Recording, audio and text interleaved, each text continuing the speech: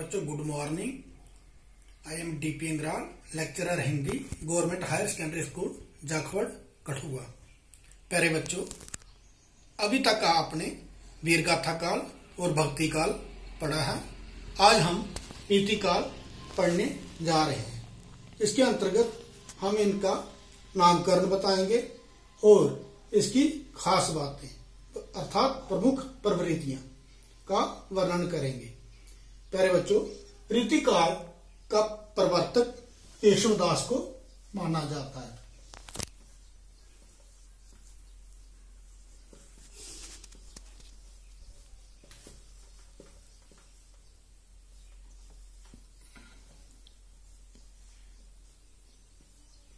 और इसकी समय सीमा संवत 1700 से लेकर 1900 के बीच का समय सीमा जो है उसे हिंदी साहित्य में रीतिकाल के नाम से जाना जाता है। रीतिकाल को 3 धाराओं में बांटा गया है। पहली है रीतिवद, दूसरी है रीतिसिद्ध और तीसरी है रीतिमुक्त।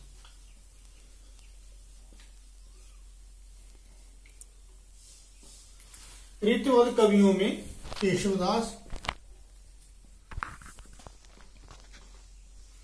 और चिंतामणि,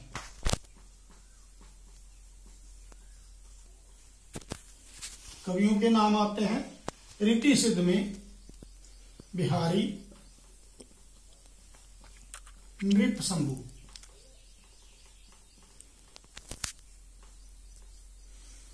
रीति मुक्त में बहुत सारे नाम आते हैं, जिनमें घनानंद,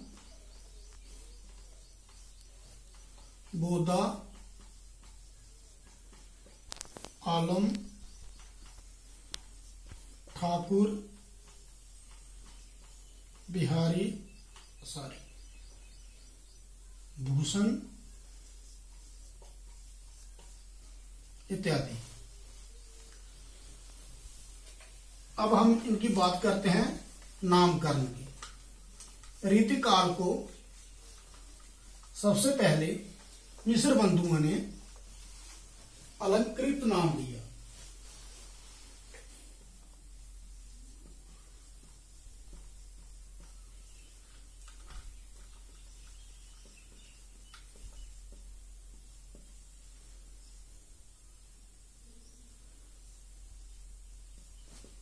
अलंकृत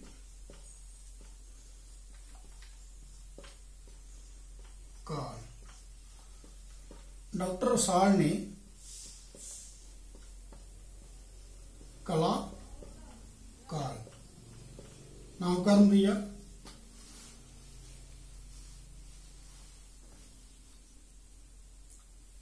विश्वनाथ प्रसाद मिश्र ने इसे श्रृंगार काल दिया।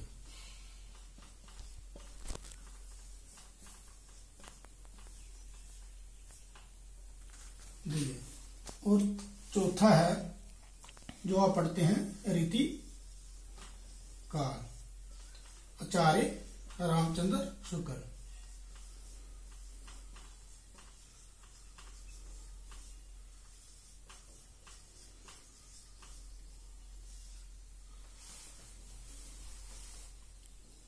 इनका मानना था कि इस युग में अलंकारिक भावना बहुत ज्यादा पाई जाती है, अर्थात अलंकारों का खुलकर वर्णन हुआ है।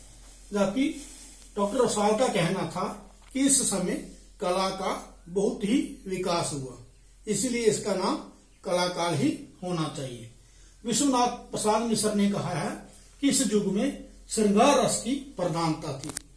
नो संदेह कि इसमें अधिकतर श्रृंगार रस का ही वर्णन मिलता है।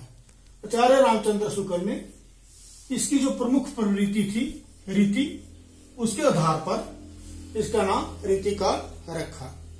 तो बच्चों, रीतिकाल के साथ साथ अब श्रृंगार काल भी इसे नाम दिया जाता है। श्रृंगार शब्द लिखने से पहले बच्चों ध्यान देना कि 99% बच्चे इसे गलत लिखते हैं। इसके बीच में र नहीं होता है, री ग आर। बहुत सारे बच्चे यहाँ पर र लगा देते हैं और ये शब्द गलत मान लिया जाता है, कि जो हमारी हिंदी में बार बार प्रयोग होता है। तो ये था नामकरण। अब इसकी 5 प्रमुख विशेषताएं बताएंगे।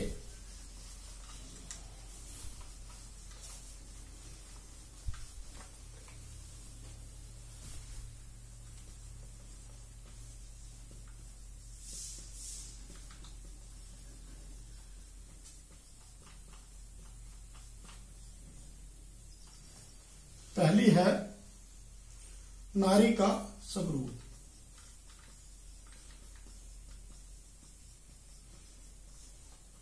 दूसरी है लक्षण ग्रंथों की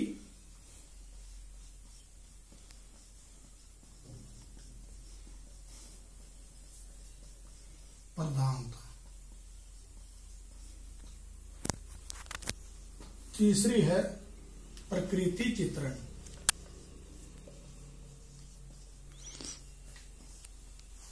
चौथी है भक्ति भावना।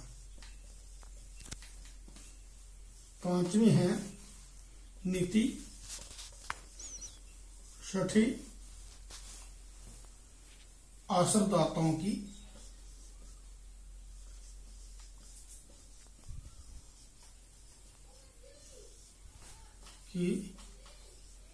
प्रशंसा। और कला पक्ष। प्यारे बच्चों, रीतिकाल के कवियों ने नारी को कोई खास स्थान नहीं दिया है, उसे केवल पुरुष के रति भाव का अवलंबन बनाया गया है।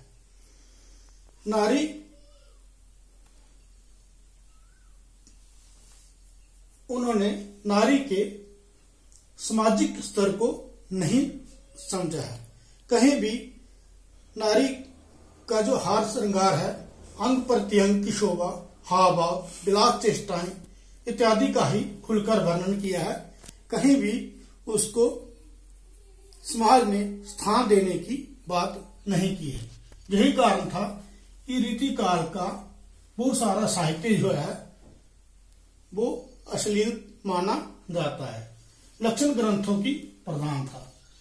रीतिकाल के कवियों की दूसरी खास विशेषता थी, इन्होंने लक्षण तथा लक्ष्य ग्रंथ लिखे, जिसमें संस्कृत के व्याकरण या काव्य शास्त्र का विवेचन किया गया।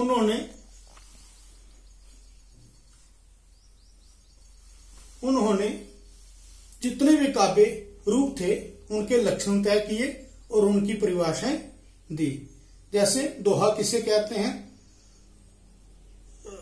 रस किसे कहते हैं, ये सारी डेफिनेशन लक्षण तय किए और उनके आगे वर्णन भी किया। प्रकृति चित्रण। रीतिकाल के कवियों में प्रकृति का चित्रण भी किया गया है।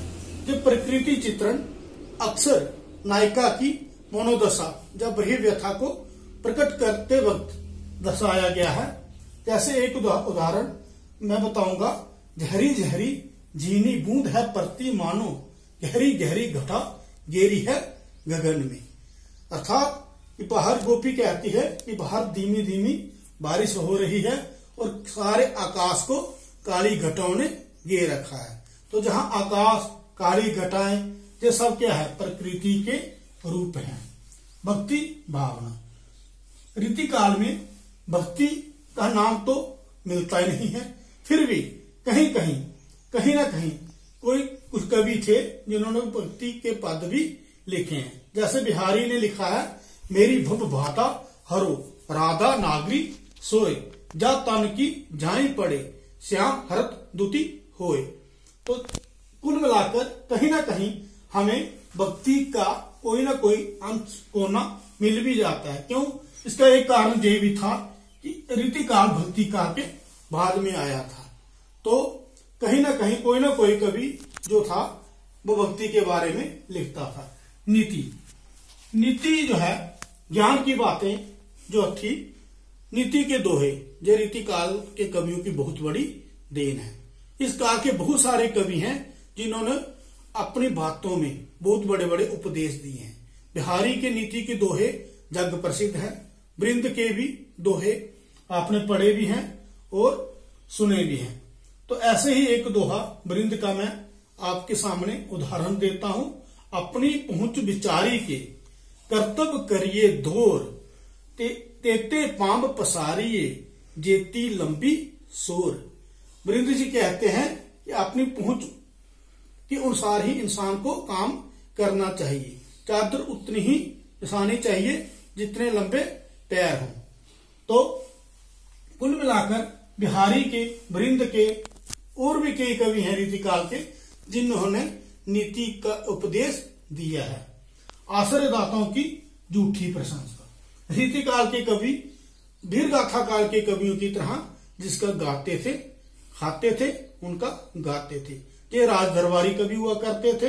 राज दरबारों में राजाओं की प्रशंसा के लिए कल्पना करके बहुत सारे दोहे राजाओं को रिझाने के लिए लिख दिया करते थे। वो कोई भी कभी ऐसा नहीं हुआ जिन्होंने हिम्मत करके, साहस करके अपने आश्रयदाताओं की निंदा की हो। तो जहां देव जी एक दोहे में कहते हैं, साहिब अंध मुसाहिब मूक सबा बहरी रंग रीज को माचियो। वो कहते हैं अपनी दरबार कविता में कि उस समय के राजा भी अंधे थे और जो वजीर थे, जो उस प्रजा, वो भी क्या थे, गूंगे थे और प्रजा जो थी वो बिल्कुल बहरी हो गई थी। सभी क्या थे, रंग रलियां मनाने में डूबे हुए थे। प्रजा की ओर किसी का ध्यान नहीं था। कला पक्ष। कला पक्ष के रूप में सबसे पहले भाषा आती है। रीति काल के कवियों ने ब्रज भाषा का ही सबसे अधिक प्रयोग किया है। इस युग में सबसे अधिक ब्रज भाषा का प्रयोग हुआ है। इसके अतिरिक्त शैली जो थी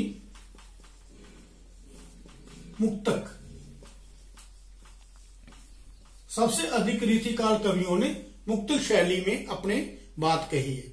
मुक्तक शैली मैंने पहले भी बताया था, जैसे दोहे हैं, एक लघु विषय को लेकर लिखा गया है, दूसरा दोहा अगर लघु विषय को लेकर लिखा जाता है, ऐसी रचनाओं को मुक्तक काव्य कहा जाता है।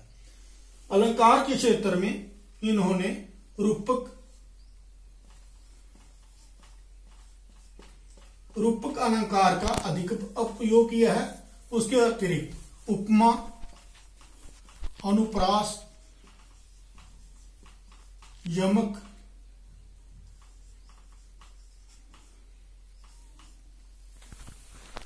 इत्यादि अलंकारों का प्रयोग किया है। अनुप्रास अलंकार का उदाहरण मैंने थोड़ी देर पहले आपको एक बताया है।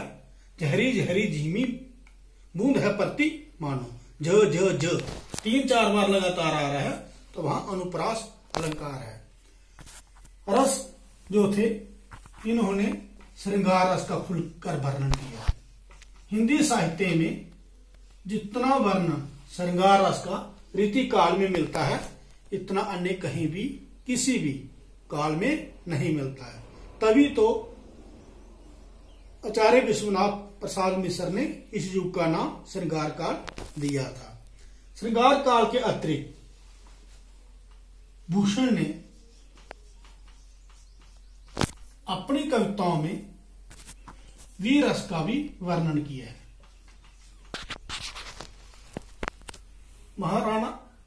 महाराज शिवाजी का वर्णन करते हुए उन्होंने वीर रस का वर्णन किया है। रस के अतिरिक्त